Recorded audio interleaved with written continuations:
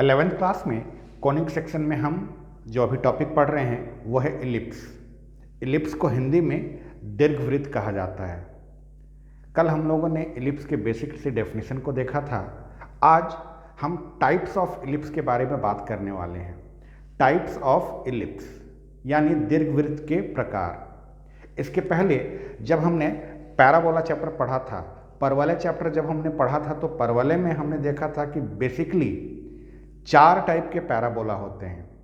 परवलय के 4 प्रकार होते हैं, लेकिन इलिप्स जो है, दीर्घवृत्त जो है, इसके 2 ही टाइप होते हैं।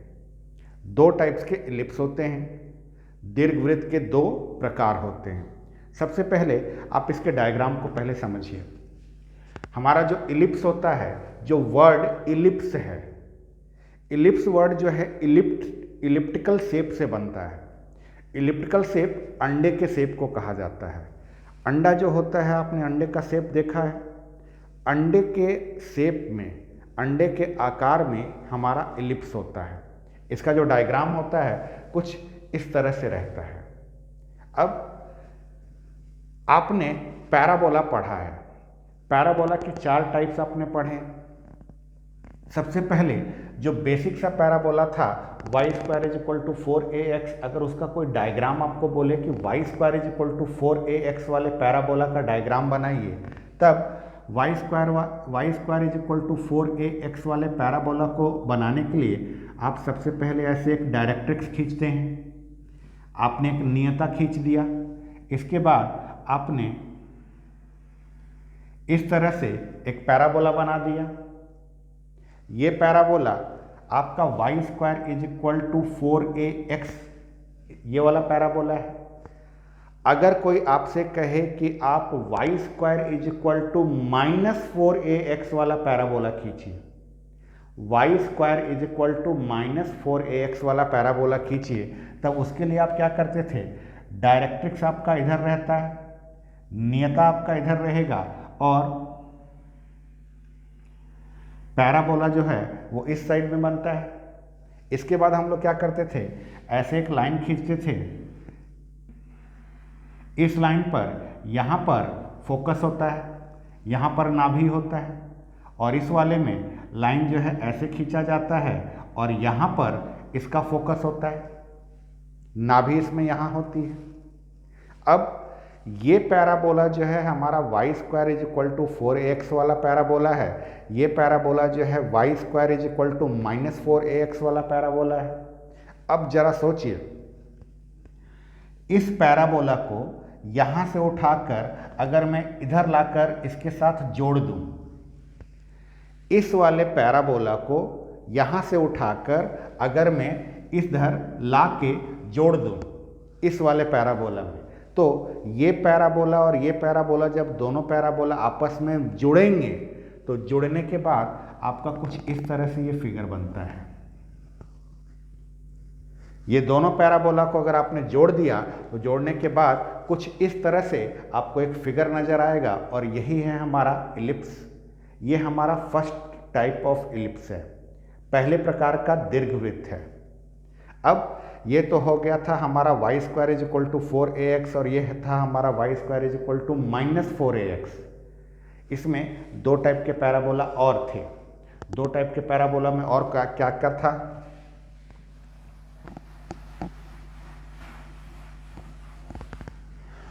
एक था हमारा x² = 4ay। x² = 4ay ये कैसे बनता था? सबसे पहले हम उसके लिए डायरेक्ट्रिक्स को ऐसे खींचते थे। नियता हमारा उसमें ऐसे होता था और वो पैराबोला इस तरह से बनता था। ये पैराबोला जो है हमारा x² = 4ay का पैराबोला है। इसी में जो सेकंड वाला पैराबोला होता था वो होता था x² = -4ay। तो x² = -4ay पैराबोला को खींचने के लिए डायरेक्ट्रिक्स, नियता हम ऐसे खींचते थे और इसमें जो पैराबोला बनता था इस तरह से बनता था। ये है हमारा पैराबोला x² = 4ay का, और ये है हमारा x square is equal to -4a/y का। इसके बाद हम क्या करते थे, इसमें ऐसे इसका एक्सिस, इसका अक्ष खींचा जाता था, इसमें यहाँ पर नाभि होती थी और इस वाले में ऐसे एक्सिस खींचा जाता था, यहाँ पर इसका नाभि होता था। अब सोचिए, अगर आपने इस पैराबोला और इस पैराबोला को लाकर एक साथ चिपका दिया, इसको और इसको अगर आपने लाकर साथ में जोड़ दिया, तो जोड़ने के बाद आपका ये इस टाइप का कुछ फिगर बनेगा और ये है हमारा एलिप्स का सेकंड टाइप। ये हमारा दूसरे टाइप का एलिप्स है। बेसिकली दो ही टाइप्स के एलिप्स होते हैं। फर्स्ट वाला एलिप्स ये है, सेकंड वाला एलिप्स ये है। पहले प्रकार का दीर्घवृत्त ये है, दूसरे प्रकार का दीर्घवृत्त ये है।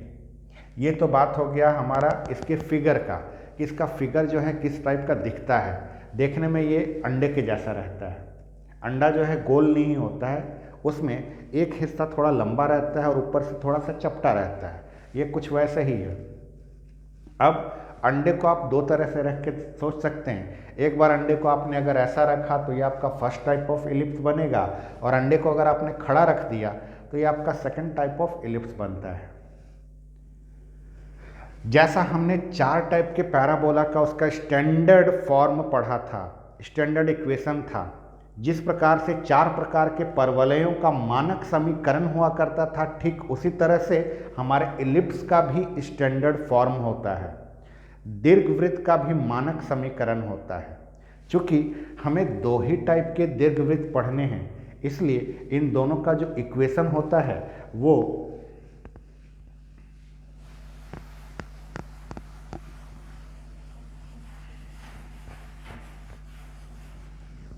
ये वाला जो दीर्घवृत्त है, ये वाला जो हमारा एलिप्स है, इसका इक्वेशन होता है x² a² plus y² upon b² is equal to 1।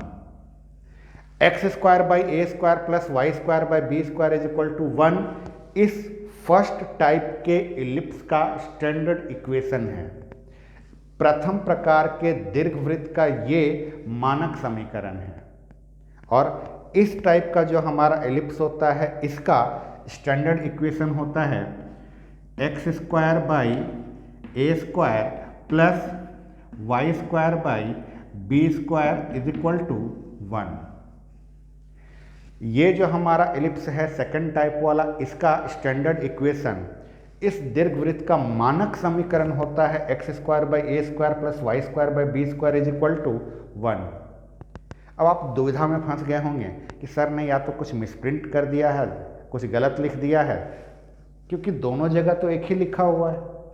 यहाँ पर भी x² by a² plus y² by b² is equal to 1 लिखा है, यहाँ पर भी x² by a² plus y² by b² is equal to 1 लिखा है। दोनों तो एक ही चीज़ है। अगर दोनों एक ही चीज़ है तो ये दो तो अलग अलग एलिप्स हैं। दो अलग अलग एलिप्स के सेम इक्वेशन कैसे लिख दिए? यहाँ पर जो दोनों में अंतर होता है वो अंतर ये a और b का होता है, a और b का। आप इस बात को हमेशा याद रखिएगा, x² के नीचे हमेशा आपको a² रखना है, x² के नीचे हमेशा आपको a² रखना है, y² के नीचे आपको b² रखना है। चाहे फर्स्ट टाइप का एलिप्स हो या सेकंड टाइप का एलिप्स हो, आपका a² x² के नीचे रहेगा और b² y² के नीचे रहेगा।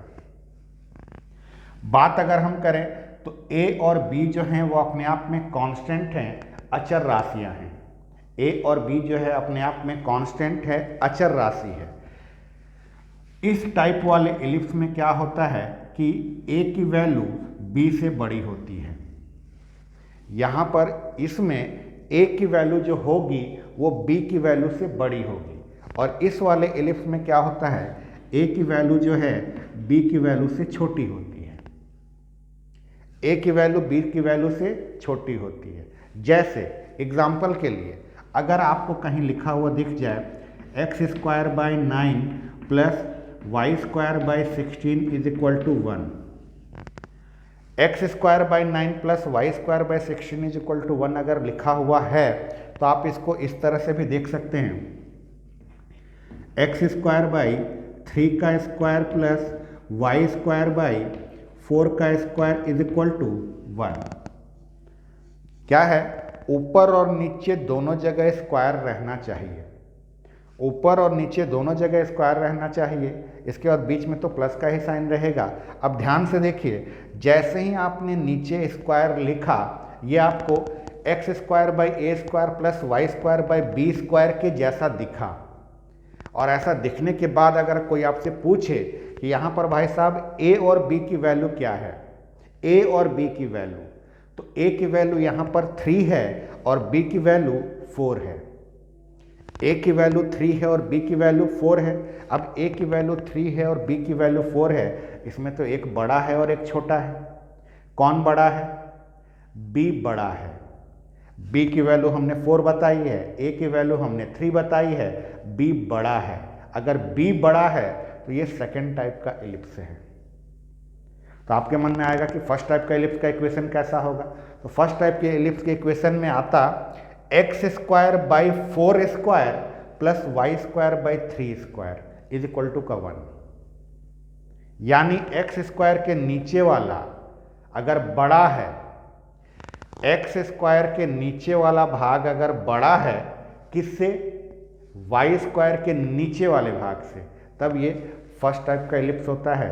और अगर एक्स स्क्वायर के नीचे डिनोमिनेटर में जो वैल्यू है वो वाई स्क्वायर के डिनोमिनेटर के वैल्यू से छोटी है तो ये हमारा सेकंड टाइप का एलिप्स होता है। ये तो बात हो गई एलिप्स के स्टैंडर्ड फॉर्म की, दीर्घवृत्त के मानक समीकरण की। अब इससे जुड़ी हुई कुछ चीजें,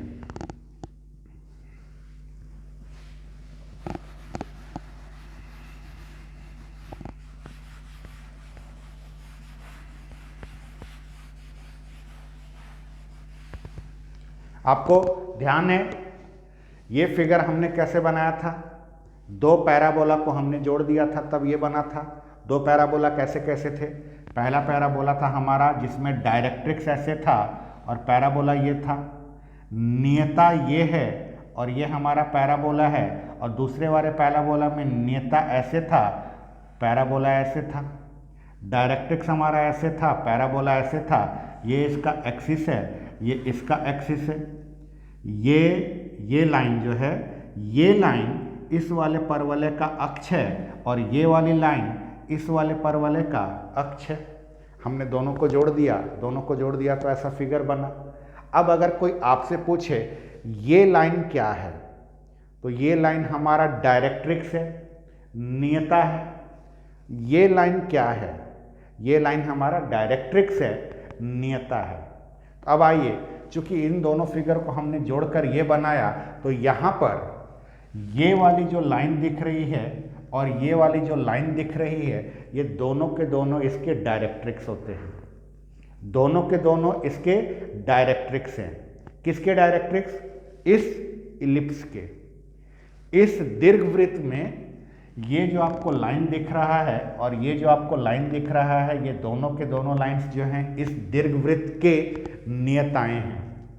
यानी यहाँ से पहला चीज जो आपको याद रखना है और समझना है वो ये, इलिप्स में, दीर्घवृत्त में 2 डायरेक्ट्रिक्स होते हैं, 2 नियताएं होती हैं हमारे दीर्घवृत्त में, एक राइट हैंड साइड में और एक लेफ्ट हैंड साइड में। ये बात हम कर रहे हैं फर्स्ट वाले एलिप्स की। ठीक ऐसे ही सेकंड वाले एलिप्स में, सेकंड वाले एलिप्स का फिगर हम याद करिए कैसे जोड़कर बनाए थे। इन दोनों पैराबोला को तो जोड़कर हमने ये बनाया था। इसको बनाने के लिए हमने जो पैराबोला लिया था, उस पैराबोला में ये जो लाइन था वो उसका डायरेक्ट्रिक्स था और नीचे वाले में भी ऐसा एक डायरेक्ट्रिक्स था।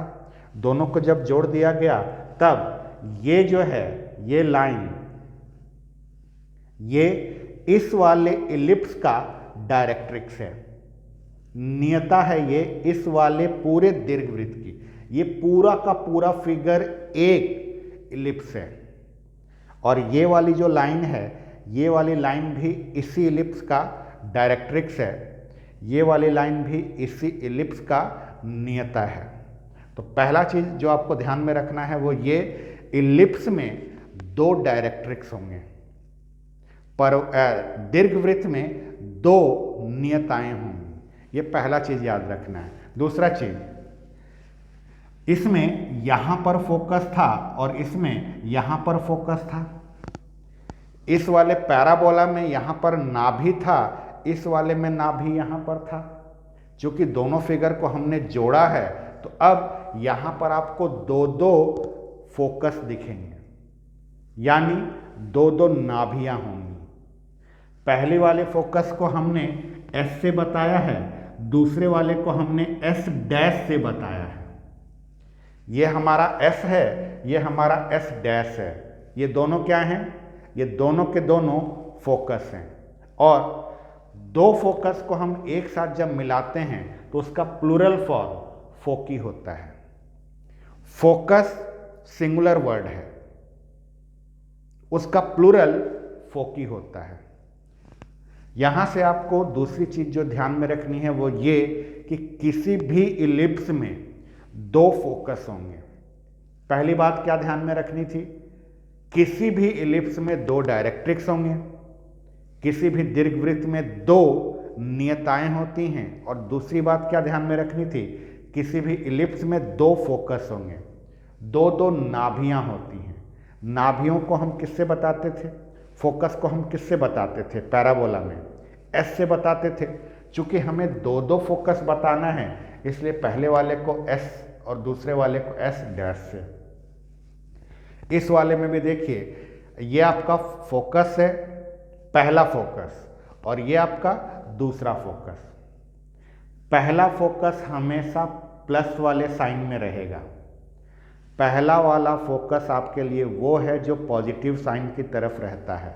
अगर इस वाले फिगर की हम बात करें तो इस वाले फिगर में ग्राफ खींचने के लिए हम लोग x और y एक्सिस खींचते हैं। ये हमारा x एक्सिस होता है और ये हमारा y एक्सिस होता है। इसमें ये वाला हिस्सा जो है प्लस का हिस्सा होता है और ये वाला हिस्सा माइनस का होता है। ऐसे ही ये ऊपर वाला प्लस का हिस्सा होता है और ये नीचे वाला माइनस का हिस्सा होता है। इतना तो आपको बचपन से पता है। अब हमेशा आप इस बात का ध्यान रखिएगा कि जो पहला फोकस होता है वो पहला फोकस पॉजिटिव वाला लिया जाता है, पॉजिटिव साइड में जो रहे। धनात्मक दिशा में जो पहला नाभि मिले वो हमारा पहला नाभि होता है। यानी ये x का जो पॉजिटिव वाला है वहाँ पर ये हमारा पहला आता है। तो पहले वाले फोकस को, पहले वाले नाभि को हम हमेशा S से बताएंगे और दूसरे वाले को S डैश से। हम लोग ग्राफ खींचते समय इधर वाले को x बोलते थे और इधर वाले को x डैश बोलते थे। ये ऊपर वाली लाइन हमारी y होती थी, नीचे वाली लाइन हमारी y डैश होती है। बस आप इसी से समझ जाइए, y है तो वो प्लस का है, y डैश है तो माइनस का है। ये s जो है प्लस वाले हिस्से में है और ये s डैश जो है माइनस वाले हिस्से में। इलिप्स में, दीर्घवृत्त में दो दो डायरेक्ट्रिक्स हैं, दो दो फोकस हैं, दो दो वर्टेक्स भी होते हैं। वर्टेक्स मतलब शीर्ष। अब ध्यान से समझिएगा, ये जो हमारा पैराबोला था, इस पैराबोला में ये वाला जो पॉइंट था, ये वाला पॉइंट हमारा वर्टेक्स होता था। पैराबोला में ये वाला बिंदु जो है, इस बिंदु को हम शीर्ष कहते थे। क्योंकि ये फिगर, ये पूरा का पूरा फिगर बनाने के लिए हमने इसको और इसको जोड़ा है। तो इस वाले में ये जो है ये हमारा वर्टेक्स है, ये बिंदु हमारा शीर्ष है। तो अब आइए यहाँ पर ये जो पॉइंट A लिखा गया है और यहाँ पर जो पॉइंट A डैश लिखा गया है, ये बिंदु है, ये बिंदु A है और ये वाला बिंदु A डैश है और ये दोनों इस इलिप्स के वर्टेक्स हैं। A और A डैश इसके शीर्ष हैं और इस वाले फिगर में B और B डैश ये दो वर्टेक्स हैं। तो आपको क्या क्या चीज़ें ध्यान में रखनी है? पहला चीज, एक इलिप्स में दो वर्टेक्स, दो फोकस, दो डायरेक्ट्रिक्स। एक दीर्घवृत्त में दो नियताएं होती हैं, दो नाभियां होती हैं और दो शीर्ष होते हैं। ये तो बात हो गई वर्टेक्स की, फोकस की और डायरेक्ट्रिक्स की। इसके बाद ये जो यहाँ पर है इसे हम सेंटर कहते हैं।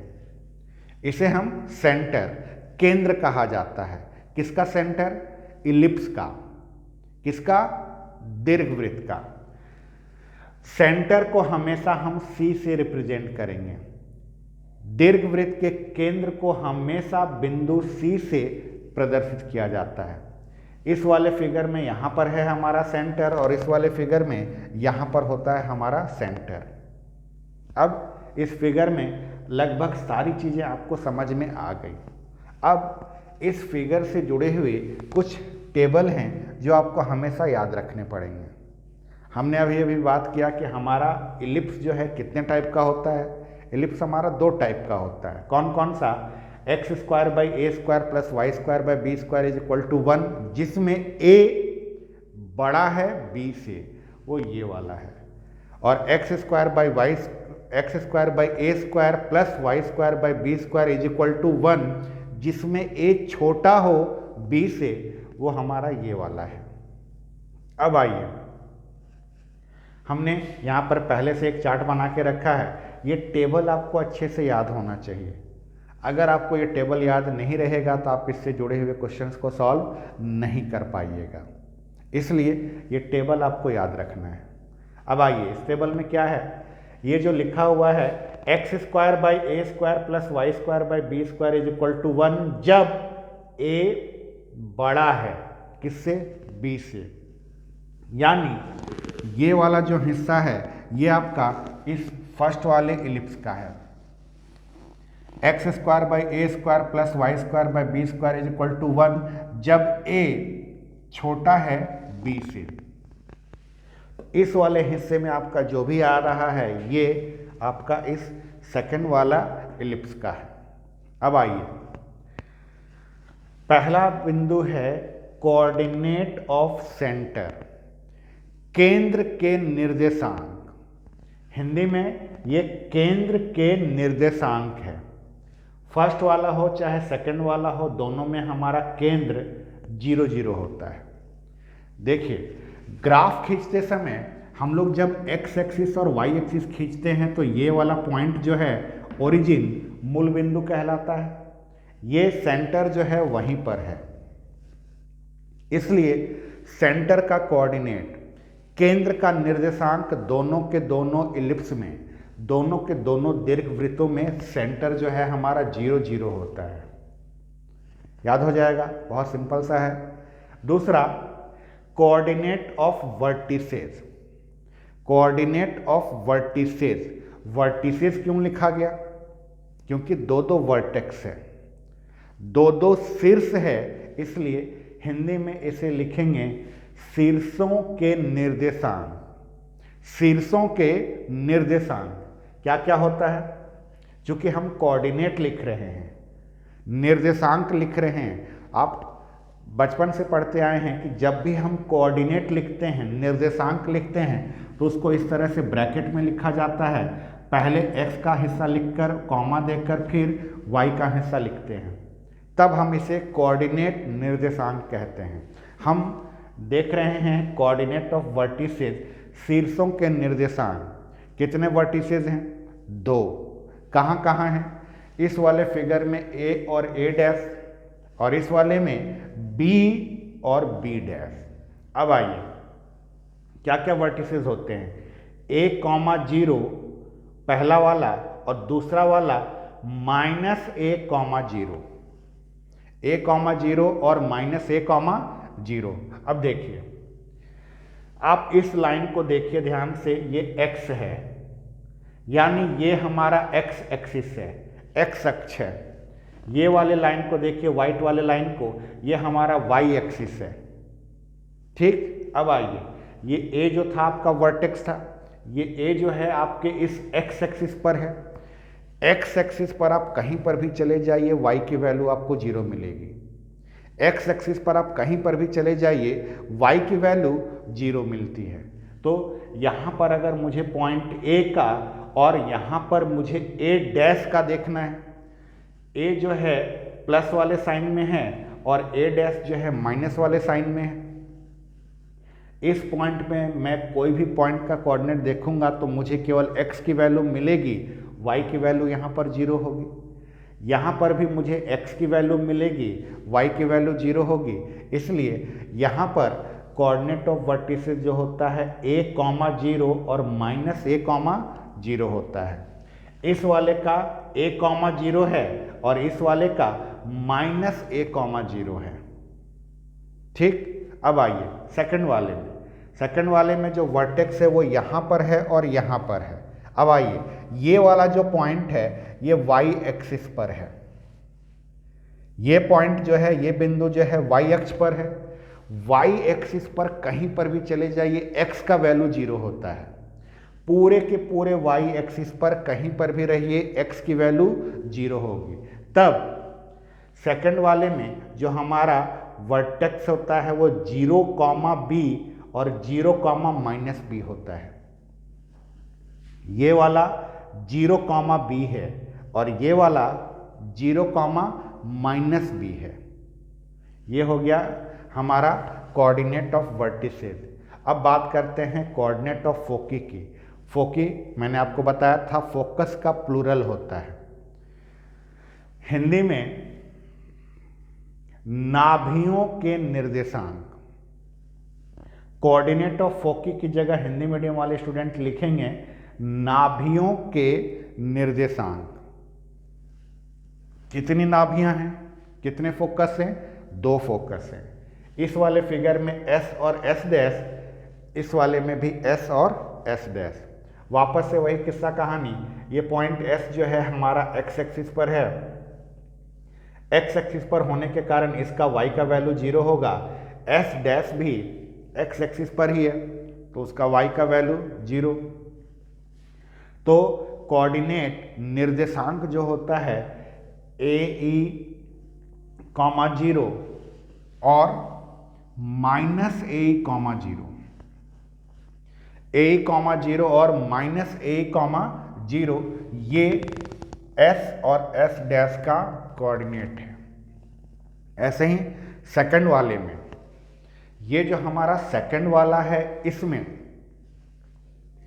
0,BE, 0,BE और 0,-BE ये उसके कोऑर्डिनेट्स होते हैं।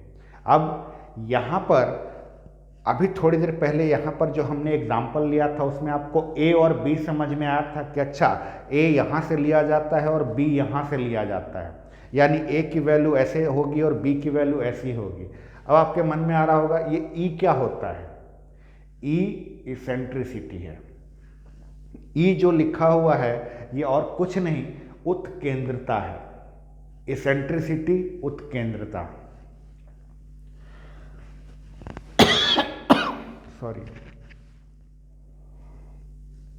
हमने बात कर लिया था कोऑर्डिनेट ऑफ फोकस तक। अब आपके सामने 2 नए वर्ड आएंगे। 2 नए वर्ड में क्या क्या है? मेजर एक्सिस और माइनर एक्सिस। मेजर एक्सिस और माइनर एक्सिस ये 2 नए शब्द आपके लिए हैं। सबसे पहले मेजर एक्सिस का मतलब होगा दीर्घ अक्ष। मेजर का मतलब बड़ा होता है तो उसको कहा जाता है दीर्घ अक्ष, और माइनर का मतलब छोटा होता है तो ये लघु अक्ष। दीर्घ अक्ष और लघु अक्ष ये 2 नाम हैं। अब पहले समझते हैं फर्स्ट वाले में मेजर एक्सिस क्या है और माइनर एक्सिस क्या है, इसे समझते हैं। आप इस चीज को हमेशा ध्यान में रखिए, दोनों वर्टेक्स के बीच में जो दूरी होगा, दोनों वर्टेक्स के बीच में जो दूरी होगा, दोनों शीर्षों के बीच की दूरी, वो हमारा लेंथ ऑफ मेजर एक्सिस होता है। दोनों वर्टेक्स के बीच की दूरी, चाहे फर्स्ट वाले में रहें या सेकंड वाले में रहें, दोनों वर्टेक्स के बीच की दूरी, दोनों शीर्षों के बीच की दूरी जो है वो लेंथ ऑफ मेजर एक्सिस है। इस वाले फिगर में ए और ए डैश ये हमारा दो वर्टेक्स है। तो यहां से लेकर यहां तक ये वाली जो दूरी होगी, ये दूरी कहलाती है हमारा length of major axis. Length of major axis, दीर्घ अक्ष की लंबाई। दीर्घ अक्ष की लंबाई कहां से कहां तक? तो यहां पर ए से ए डैश, ए से ए डैश। और माइनर एक्सिस, लघु अक्ष, वो हमारा बी से बी डैश, बी से बी डैश। इस वाले में, सेकंड वाले में ध्यान दीजिएगा, मैंने कहा था दो वर्टेक्स के बीच की दूरी हमेशा मेजर एक्सिस होगा। दोनों शीर्षों के बीच का दूरी हमेशा दीर्घ अक्ष होगा। ठीक, तो इस वाले फिगर में आपका वर्टेक्स कहाँ है? वर्टेक्स आपका बी है और बी डैश है। तो यहां से लेकर यहां तक ये दूरी जो है ये आपका लेंथ ऑफ मेजर एक्सिस है। लेंथ ऑफ मेजर एक्सिस, दीर्घ अक्ष की लंबाई बी से बी डैश, और ए से ए डैश ये लघु अक्ष की लंबाई, माइनर एक्सिस का लेंथ है। ये मेजर और माइनर आप इस दो वर्ड से समझिएगा। मेजर का मतलब बड़ा होता है, माइनर का मतलब छोटा होता है। हिंदी मीडियम में ये क्या लिखा है? ये लिखा है दीर्घ अक्ष की लंबाई, और ये क्या लिखा है? लघु अक्ष की लंबाई। फर्स्ट वाले में मेजर एक्सिस 2a के बराबर होता है और माइनर एक्सिस 2b के बराबर होता है। सेकंड वाले में मेजर एक्सिस 2b होता है और माइनर एक्सिस 2a होता है। ये आपको याद रखना है। फिर अगला क्या लिखा है? Equation of major axis, equation of major axis, और उसके अगले में लिखा है इक्वेशन ऑफ माइनर एक्सिस। दीर्घ अक्ष का समीकरण, दीर्घ अक्ष का समीकरण, और ये लघु अक्ष का समीकरण। अब मुझे इक्वेशन बताना है, अब ध्यान से समझिएगा। इस वाले में यहां से लेकर यहां तक जो था ये हमारा मेजर एक्सिस था। अब देखिए ये मेजर एक्सिस जो है वो तो एक्स एक्सिस पर है, और एक्स एक्सिस का इक्वेशन होता है y = 0। एक्स एक्सिस का अगर कोई आपसे इक्वेशन पूछ दे कि भाई साहब एक्स एक्सिस का इक्वेशन क्या होता है, एक्स अक्ष का समीकरण क्या होता है, तो वो होगा y = 0।